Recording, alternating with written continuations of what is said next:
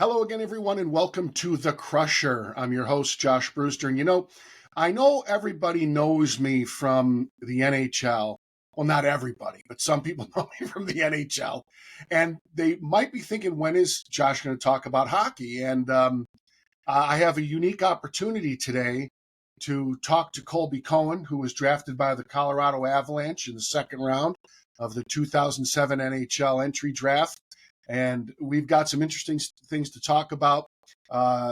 This is a guy who I just met now. He's got a lot of guts, and I wanted to bring him on because he had opined about some world events that are near and dear to my heart. But I'm a hockey guy, and it is great to welcome Colby Cohen to the Crusher today. Colby, how you doing? Oh, it's good to talk to you, and honestly, I really, you get put in a bucket of being an athlete or being a hockey player, and I feel like I've been involved in so many other things, and I have so many other interests, and it's great when you reached out to me and you kind of told me some of the stuff you were looking to talk about.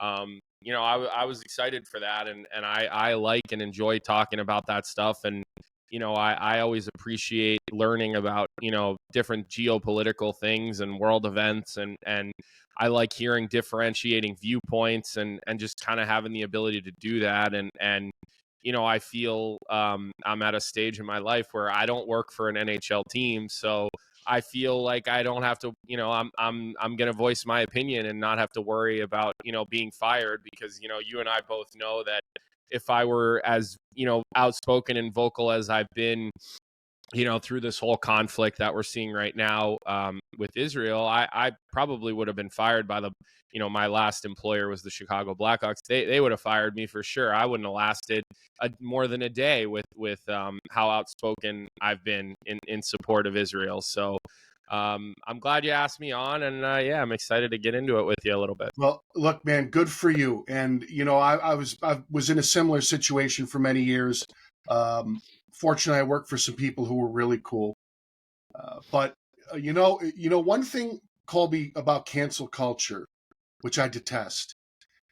One thing about it is if you tell them screw you, they'll leave you alone.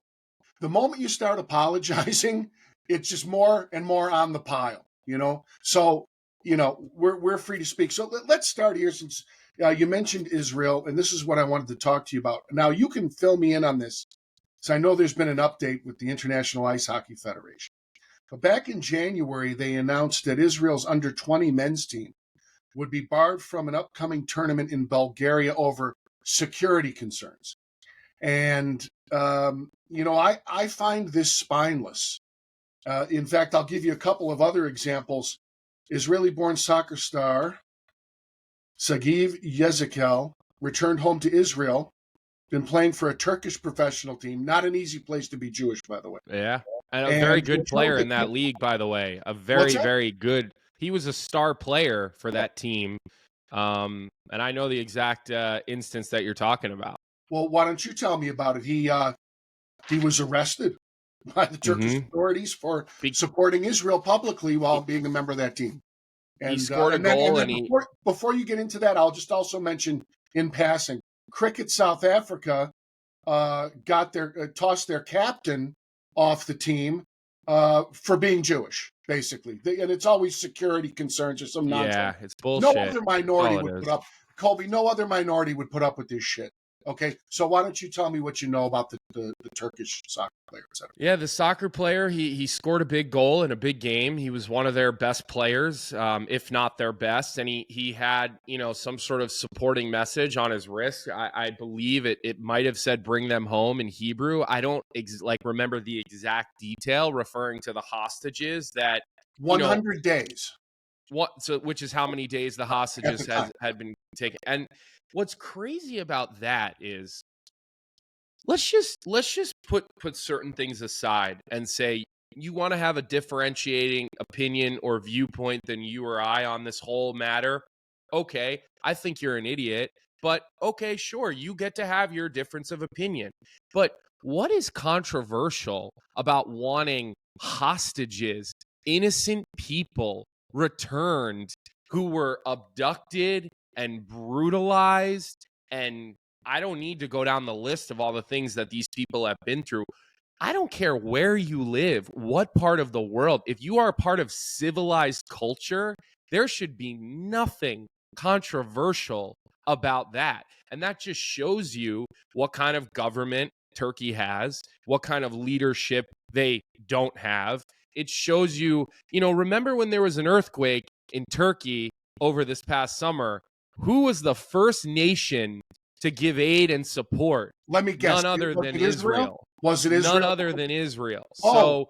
So, I truly, truly hope that, this has reshaped their thought process in how giving and how generous they are to these countries that surround them, that truthfully want them all dead when push comes to shove. So, those different instances are disgraceful. I mean, they're absolutely disgraceful. And, the IIHF thing, I mean, what is embarrassing about that, and Luke Tardif, who's the president of the IIHF, who's a spineless leader, whose track record is embarrassingly bad.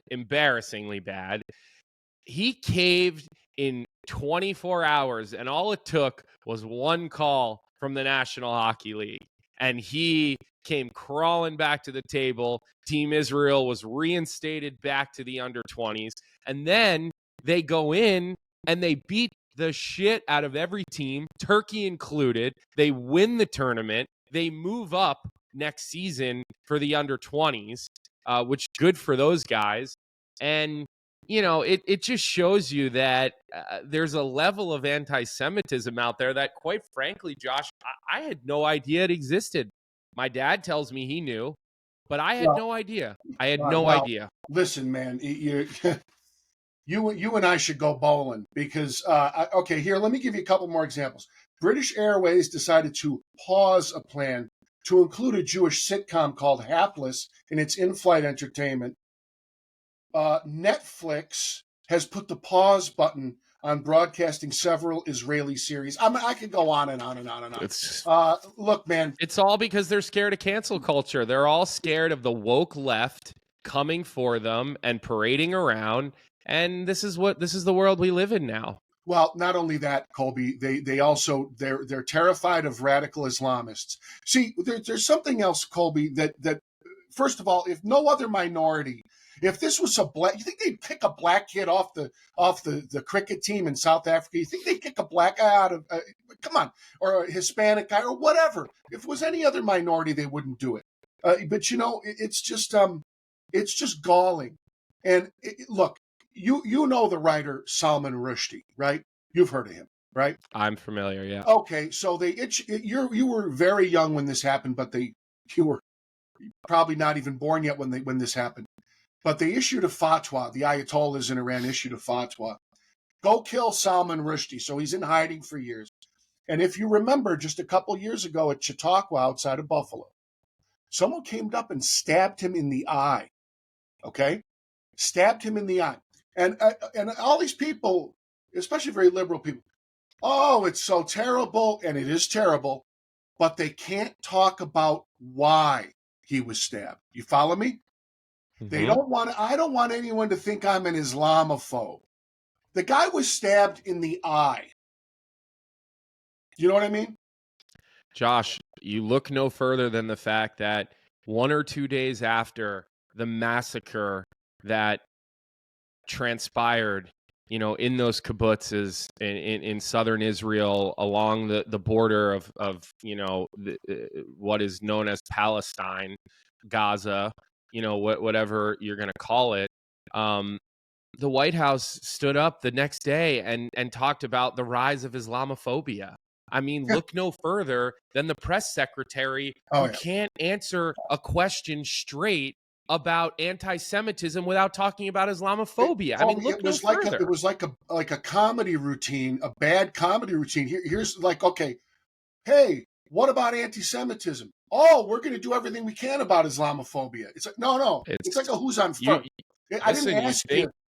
I asked you about anti-Semitism, and you answer about Islamophobia.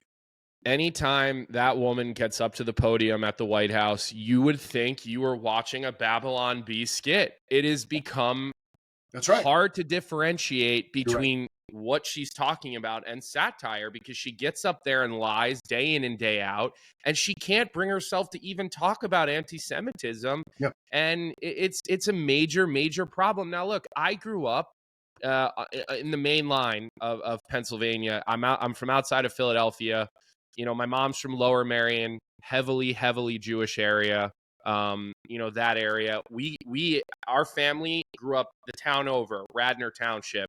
You know, not a ton of Jews, but a good amount, and a very supporting, welcoming place, an affluent place where, you know, you're not seeing the anti-Semitism. And there was tons and tons of bar and bat mitzvahs, and kids were very familiar with, you know, Jewish people and what it meant and what they did. And so, again, I was really sheltered from these things as a kid. I never dealt with it in hockey.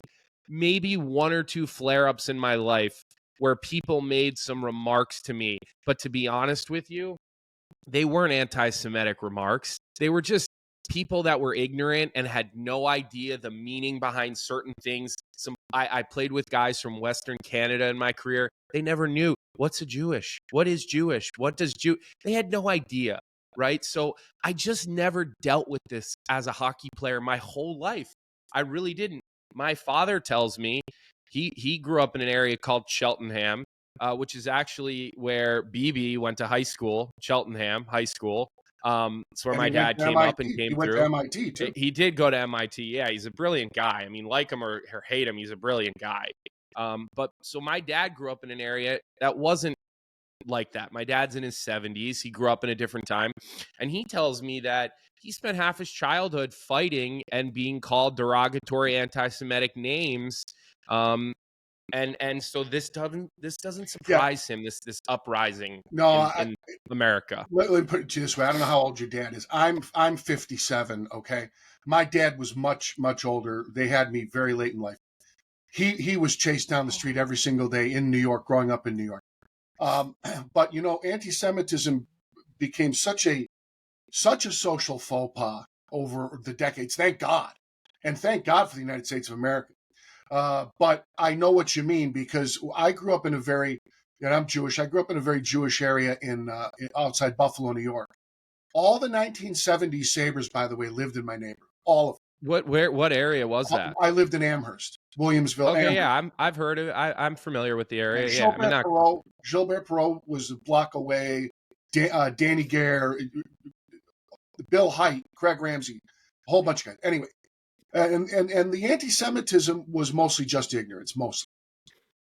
By the way, you mentioned Netanyahu. I want to recommend read his autobiography. Hey, read his autobiography. You know what it takes to become a Navy SEAL? He was basically a Navy SEAL in Israel. And I don't know if you'd agree with this. I'm sick of people screaming about Netanyahu because, Colby, I don't know if you'd agree with this. People who are going to burn babies alive and rape women and drag their bodies through the streets and decapitate people and take a 9-month-old baby, amongst others, hostage. People who are going to do that do not care whether the Jews vote for a liberal or vote for a conservative or vote for Netanyahu or vote for Barak. They're there to kill Jews. Yep. Listen, so you talk to me about Netanyahu all day long. They're there to kill Jews. What do you think? Somebody else? There's nobody I'd rather see in power right now in Israel than Bibi. He's like Churchill. Nobody. He's nobody. Like Churchill. For what is going on right now, you couldn't have a better leader with a stronger backbone. And you know what? In a way, what he's doing in Israel is keeping the rest of the West safe.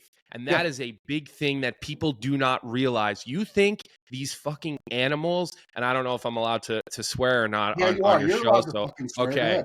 But these animals, they're not stopping with the Jews. They want anybody and everybody who doesn't practice their insanity. Oh, you can't even call it a religion. It's a death cult. It's a jihad death cult. Well, and look, so they're hiding it's necessary. Colby, they're hiding behind children. That's the definition of a death cult. And I like to remind, I never hear this. This is something I never hear.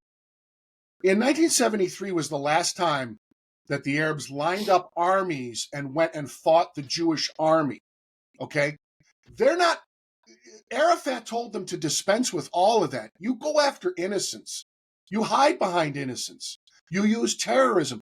If Hamas had put together an army and gone to fight the Jewish state on a battlefield, that would Then be it's a one whole thing, different conversation. right? It wouldn't have lasted an hour, but it'd be a whole different But, conversation. but it goes to show you what they're all about. And I wrote a piece on Substack called One Man's Hilton is Another Man's Terror Tunnel. You know, they have prime real estate on the Mediterranean. How many people in the Middle East are living on the Mediterranean, right? You have water. You could have a Hilton, Ritz-Carlton. You could have a Ferris wheel. You could have resorts. It could You have could been have turned schools. into You could have libraries. No. they had every opportunity. They had more aid than any country, any place in the world. They had every single opportunity. And you know what? I hope it was worth it. I hope they feel like it's worth it, because they will not be here within you count that clock down, because I believe BB when he says we will not stop until they are eradicated. I believe him 100%. 100%. It's not like the spineless idiot that runs our country in Israel. They have a real leader in their country. Look, Colby, I've tried to educate myself about World War II. People did not want to listen to Winston Churchill. Okay? He was serious. You want to go with Neville Chamberlain? You want to appease Hitler? Go ahead. We're 23 years after 9/11, and you're afraid to talk about what radical Islam wants? I'm not talking about what normal Muslim people move to America, what they want to You have just no live problem with those people. No right? problem with those people. It's okay to be different. It's totally okay to be different. Did you not get it? Did people not get it on 9/11? They're coming for you. Israel's the little Satan. We're the big Satan. It's amazing. Colby, Iran says they want to nuke the Jews off the face of the earth, and people are like, "Oh yeah, Netanyahu's the problem." What? What? It's listen, these people have it written. They're not people, they're animals. It's written into their charters. They sit in the parliament in Iran, and their leaders chant death to America. Right. What aren't we listening to? And then we want to turn around and give them $5 billion in aid and expect them to do the right thing with it? I mean, what kind of fucking idiots are making these decisions? I mean, we know who. We don't have to look very far. It's very public who makes these decisions. And we know where a lot of this shit started, because we had an 8-year run of a president who desperately wanted to have, ties with Iran. And then we had 4 years where we gave him the middle finger and we told him to piss off. And then right away, let's get back in bed, and look what happens. And when people say we're funding both sides of this war, they're not wrong. Both sides of these wars are coming out of our paychecks every 2 weeks. Both sides of it. The inability, Colby, to choose sides is a hallmark of the left. Now, I didn't grow up a Republican. I grew up a Democrat. I'm Jewish. Neither did I. We're all Democrats. Neither did I. But here's the thing, and I don't know if you'd agree. I think the Democratic Party has now been hollowed out. They're being led by hardcore leftists. This is the hallmark of the left. They're anti-Israel. A lot of them are anti-American. And I'm very concerned. Where are the mainstream Democrats, Colby? Even Bill Clinton knew, and he said Arafat caused the failure. And for all the people who hate Trump, remember something. He's struck 4 Middle Eastern peace deals. And Israel was on the road to actually having a normalization of all people. Saudi Arabia. Yeah. And that will happen. I strongly believe that Saudi Arabia normalization will happen. And it's funny, I listened to, I can't remember what the name of this podcast is. I'm going to look this up and I'll let you know after we're done. But I listened to Jared Kushner on a podcast recently. My wife and I were going up to New York to see BU Cornell at Madison Square Garden over Thanksgiving. And we listened to Jared Kushner for about an hour on this podcast talk about the Abraham Peace Accords and just the difference in, dealing with these Muslim, and Middle Eastern countries. And it was fascinating. Jared Kushner is obviously a bright guy. He's been around major levels of business his whole life, real estate deals, negotiations. And one of the things that really struck me as interesting was when he talked about when they first started negotiating these deals, and I can't remember where they all met for a round of negotiations and conversations. And he talked about how Netanyahu flew on an LL flight commercially from Israel to, I think, Washington, D.C. This is a man who runs a very wealthy, well-run country. Well, then you have the guy who's in charge of, the head of the Palestinian Authority, which is a place that is run off of nothing but our money, UN donations, right? Which we contribute 60% our country, right? So he shows up in a G4. So how does that make sense that Bibi Netanyahu is on a commercial flight, but the leader of the Palestinian Authority is on a G4, which probably cost, I don't know, $400,000 or $500,000 to charter across the ocean? I mean, it just shows you the levels of corruption that you're dealing with these types of people. There's no question. And let me say this. I mentioned Netanyahu's autobiography, and of course he talks about Kushner. Everybody sneers at Kushner and Trump. This is all they do in this country. We're so out of our minds. We don't even look at things objectively anymore. It's a whole other topic. But listen to this. Netanyahu talks in his autobiography about the end of Palestinian centrality theory, and that is this. The thing that Trump got right and Kushner got right was, instead of sitting here waiting until the end of time for the Palestinians to make a peace deal, they've been offered a country like 5 times, okay? So here's what they did in the Trump administration, and Biden should do this, but he won't. We're going to make deals with every country, every Arab country, that will normalize with Israel. And what that will do is that will serve to show us where the radical Islamist virus really is. So if you start stacking up Arab countries, 20 of them, you start stacking up Arab countries that will just normalize relations and trade with Israel and just declare, look, there's no reason for us to be at war. We will isolate Iran and Yemen and the Palestinian Authority instead of sitting here for 5,000 more years until the Palestinians decide they want to make peace. And I'm glad. Was right. Yeah. Well, listen, I'm glad you just mentioned Yemen. How about today? I read a story today, verifiable story from a verifiable source right on X. They just sentenced in Yemen, a Houthi-run court.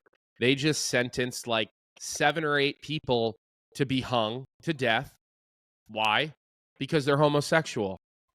And you have people on college campuses, okay, regular American students who are cheering and supporting terrorist group. And I'm Houthi. Is that how you pronounce their terrorist close group? Enough. The Houthis, whatever it is. They're hanging people for being gay and being. Oh, of course they do. And then you have groups in this country called Queers for Palestine. I mean, like, that just shows you that common sense is gone. No, and there's these people are so blinded that it honestly sometimes, like, when you see that, I mean, we live in a country where you can do whatever you want, and you should be able to. You should. Okay, listen, if you're homosexual and you want to do it. What? That's not our business. If that's what makes you happy, you should be allowed to do it. I think it's crazy that anybody would object in this day and age to that type of thing. I don't understand. Look, when you look at Queers for Palestine, Israel has one of the biggest gay pride parades in the world. Israel has had a woman as prime minister in 1968. And if you go fly a pride flag in Gaza, they will hang your ass. You'll be done. So You'll be done. So this is leftism. This is insane. This isn't mainstream democratic thought, Colby. Here's the thing. being it's funny because I listen to Bill Maher a lot, Yeah. and I like Bill Maher. I do. And I think honestly, like he talks about this on his show consistently. I'm an old school liberal, which is Might probably be what the you last liberal, Colby. He might be the last one.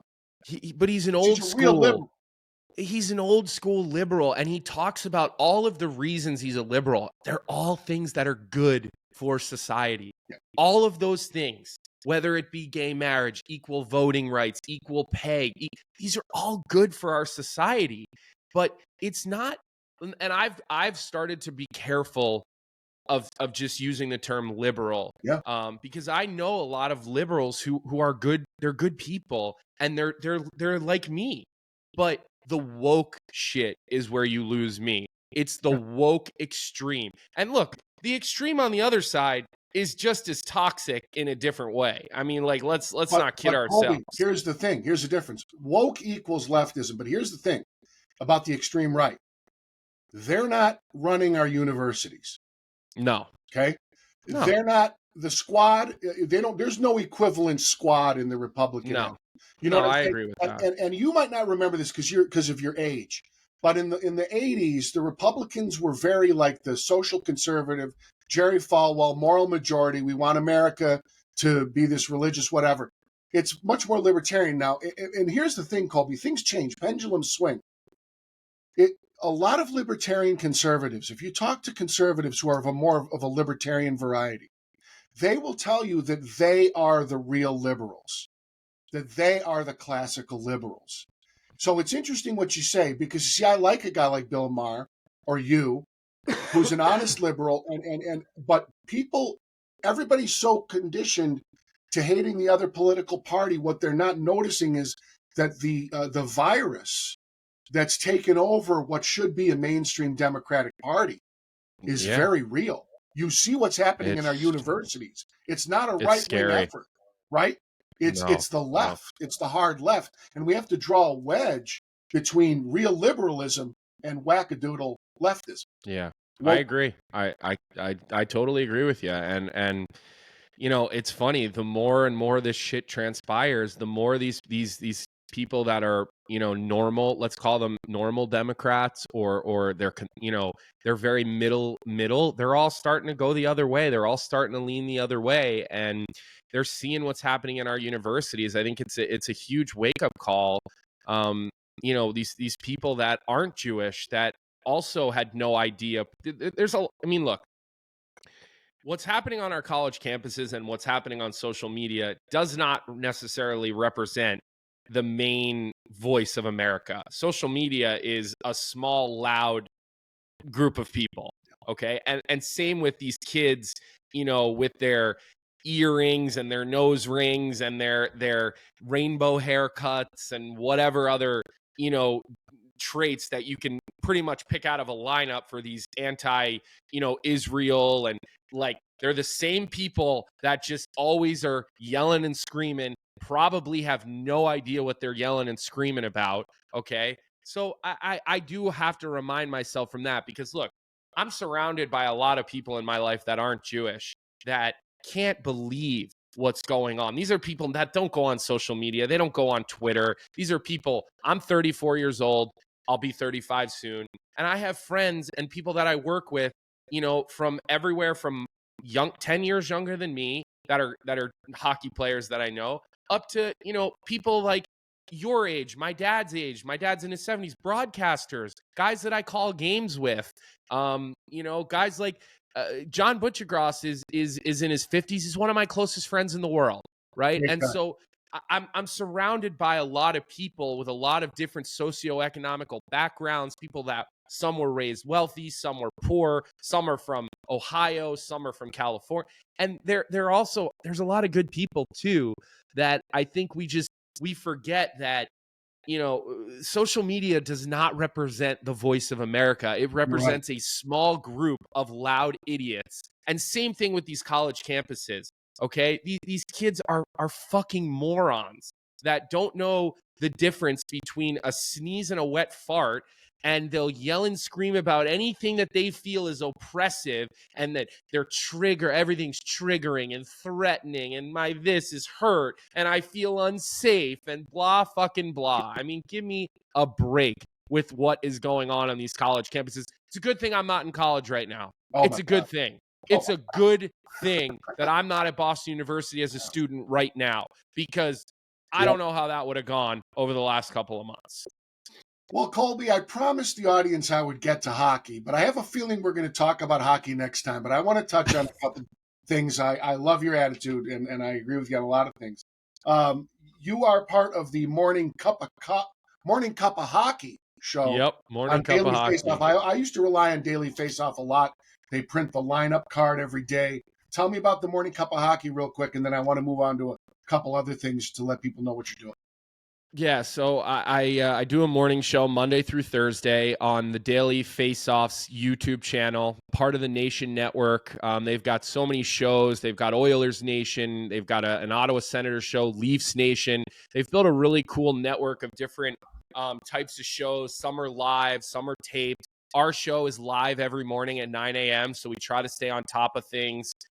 We bring on guests. Tomorrow, our show, it's the 7th right now. It's Wednesday the 7th. I don't know when this will actually be released, Josh, but tomorrow, the 8th, we'll have John Butchergross on our show tomorrow morning. We're going to have Shane Pinto from the Ottawa Senators on our show tomorrow morning, a guy who's been in the news for the wrong reasons. So that's every morning. I do it with Johnny Lazarus.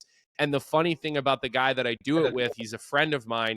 He reached out to me when he was graduating college about 4 years ago. He was a hockey player at UMass. And he said, hey, I'm a Jewish hockey player. I have this podcast called The Locker Room, and there's not a lot of Jews in hockey. Would you be willing to come on? And so I came on his show. We started to become buds. We started to talk. I've kind of ended up being like a mentor to him. He's a lot younger than me, but that's my co-host in the mornings. I got to check out The Locker Room. It's funny. By the way, when you have Bucci on, tell him Josh Brewster, formerly of the Ducks, says hello. He was a great guest, always very accommodating. And it's funny, I've had Gretzky on, Bettman on, guys like John on, and I notice, Colby, I don't know if you've noticed this, but people who have really achieved things are usually the nicest guys. A lot of times the guys on the way up, they can be a little dicey sometimes, but the guys like Bucci Gross are always gentlemen. Now, when I was growing up in the 70s, at Hebrew school, we would always talk about the Capitals had a guy, I think it was a goalie. Jeff Halpern. Bennett Wolf. Okay. Bennett Wolf. Okay. There was like the one Jewish guy we knew about. Well, now you got Colby Cohen, second-round choice of the Avs. You got Devin Levi. You got Adam Fox, Jewish kid, won a Norris Trophy, et cetera. Okay. So it's a lot more common now, which is awesome. But I want to tell folks, you got to understand the level Colby Cohen has played at. Played in the NHL, but he also played junior hockey with none other than Patrick Kane, James Van Riemsdyk, Kevin Shattenkirk. I could go on and on and on here. Good old Ducks boy. Yeah, now, Colby, I got to say, you played in the ECHL. If I'm not mistaken, did you play in the Swedish Elite League as well? I played all over Europe. Once I played in Finland. I played in Sweden. I had a quick stop in the Russian League. I finished out playing in England, which was a blast. British Super League, right? I had a lot of fun bouncing around Europe at the end of my career. I spent most of my career in the American Hockey League with the Bruins affiliate, but I was fortunate to get called up, play some games in the NHL. I got drafted alongside my best friend. He was the first-round pick. That's Kevin Shattenkirk, and I was their second-round pick. We grew up playing hockey with and against each other since we're, 7 or 8 years old. So you go that far back. And same with James Van Riemsdyk. That's another guy. We go back to single digits. So I have my hockey family that I've been fortunate to be around my whole life. Guys that, we've all been in each other's weddings and we've been at each other's bachelor parties and we've traveled together. And I'm actually going to be in Boston this weekend doing some college hockey games on Nesson, and I'll actually stay at Shattenkirk's house for the weekend. Being up there, I love to be around his family and his kids and everything like that. So you were in college with Shattenkirk. right? We were roommates at BU. Yep, we And committed to you BU played the with same time. Nick Bonino, formerly of the The Ducks and the Duck. Sharks and the Yep, that's Reds, right. etc. And so I love just going through the names here. You know, folks, Colby got 3 games in the NHL. And, you know, Colby, I always talk to guys. I have the deepest respect for players who play in Europe, play minor pro. You won 2 Beanpots with BU, right? And I have the utmost respect for this. And I just want to ask you something. What how were you at accepting that the NHL was not going to be long term? Because when you sacrifice as much as you did growing up and you know into adulthood, how do you accept that as a player? Because obviously, if you're willing to play in all these different leagues, you still have a great passion for the game.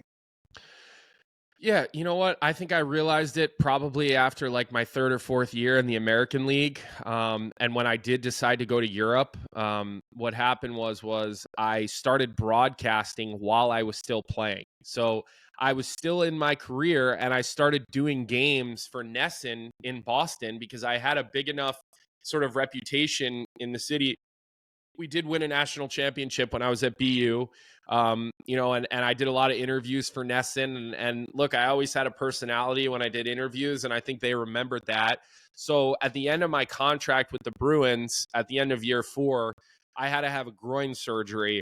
And you know, I didn't think at the time it would be over my career, but I thought, you know, this is a pretty big operation to have. So while I rehabbed that operation, I think I was like 24 years old at the time. I started doing games for Nesson, going in the studio, doing college games. I got lucked into doing a game in the booth with Tom Caron, the great Tom Caron. He's a Boston legend, does Red Sox, does it all. And really had a fun time working for Nesson and doing broadcasting. So I kind of realized then this is probably a more viable option for me, because once you get through a couple of years in the American League and you're not getting called up, I just kind of said, you know what? I've had a great run. I played in the NHL. This game has been great to me. I know how this works. I don't want to enter the real world of trying to be an adult and have a real job. Not that I consider being a hockey broadcaster a real job, because it's fun. It's not. It doesn't feel like it doesn't feel like a job, right? So you know, I realized it quickly. I really did. You know, I just it wasn't getting it done. I wasn't producing offensively. And to be honest, if I wasn't going to produce offensively, I was pretty worthless out on the ice. That was what I was drafted to do. It's what I did my whole life. And you know, I think I was just pretty real with myself. And so I started getting involved in broadcasting and started getting involved in other business opportunities. And, you know, I only played in Europe a grand total of maybe 20, 30 games if you add all of those stops up, because every time I went over there, I'd say, I don't really like this place. Let me try another place. And, you know, I spent like 2 months in Finland. I spent a month or 2 in Slovakia, and a little bit of time in Sweden. And so it was kind of, you know, it was kind of just me being realistic with myself. And I was surrounded by other successful people. Um, and it was kind of an easy transition out of the game for me. And a lot of guys actually reach out to me now when they are transitioning out of the game, just like looking for help, looking for advice. And not that I'm some whiz, and it's not that I've have it figured out, but look, I've kind of done things that most guys don't do. I was an analyst for the Philadelphia Flyers for 3 seasons. I didn't play for the Philadelphia Flyers, and I landed that job. Yeah. I then get hired by the Chicago Blackhawks to go be their color analyst. I spent a year splitting the booth with Eddie Olczyk. You know, when he was doing TNT, I would do the booth. He had a lot of health issues that year. I did a lot of games in the booth. Then the second year I was there, I was down between the benches, a spot they didn't use before, which they made and, you know, put me there, and they put me with Patrick Sharp when he was in the booth, or Troy Murray. So I had no connection to that organization. They watched my work and they liked it, and they gave me an opportunity. Now, granted, I could spend all the time in the world talking about that experience, which was far from a good experience working in that organization. But again, I've been lucky. Now I do the Frozen Four. I do the national championship game for ESPN. This year will be my 6th Frozen Four. I mean, I'm only 34, and Butchie and I, this will be Johnny Butchergrosses and I first without Barry. Usually Barry would be in the booth and I would be down between the benches. Barry's retired, dealing with some health issues. And so this will be my first without him, which sucks because honestly, being a teammate with Barry Melrose is one of the highlights of my entire life. He was always great to me. He was always great. He's one of the greatest human beings I've ever met in the game of hockey, Josh. And no, so, he's great. You know, I'll tell you what, Colby, just from an observer's, well, I was in the NHL a long time, but I was a broadcaster. I was always grateful that the club gave me 17 years. You can't be pissed because the show ends. They gave me 17 years. I move on to other things. One blessing, though, I always thought about sports. One great blessing of sports, Colby, to me, as a player, is that there will be an end. Even if you're Teemu Solane, even if you're Gretzky retired, and there will be an end. So, you know, look, I'm in LA. There's people walking around LA as actors slinging headshots. They've been doing it for 40 years, praying to God something happens. There's no end. So athletics, there's a blessing in athletics that there's going to be an end because you got to deal with, what else can you be? Who else are you? And so I think it's great. And we're going to do this. Look, we're going to do this again, and we'll get deeper into hockey. And I'll be looking out for you on Nesson and elsewhere. And you tell Butchergrosses said hello. And it's an absolute pleasure to meet you. And I appreciate you doing the show. Yeah, no, listen, thanks for having me on. As you could tell, these are things that I'm passionate about. They're things that I don't generally get to talk about in any really sense of public forum. I'm grateful that you reached out and you had me on. Obviously, I never really saw a lot of the local Ducks broadcasts until Kevin Shattenkirk joined the Ducks, and then I saw more local Ducks broadcasts than I ever probably would have seen, over those couple of years. Because as I tell everybody now, I don't have a team that I'm not a fan of a team.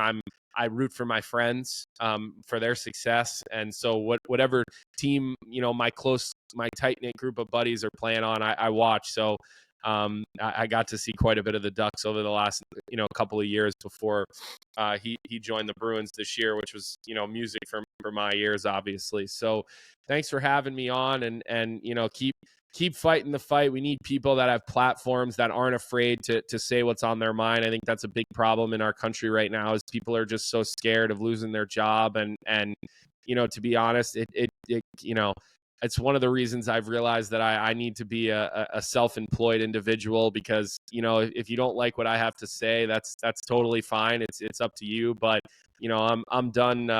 I'm done not speaking my mind. And that's kind of been the way for me for a while now. That's tremendous. Thank you, Colby Cohen.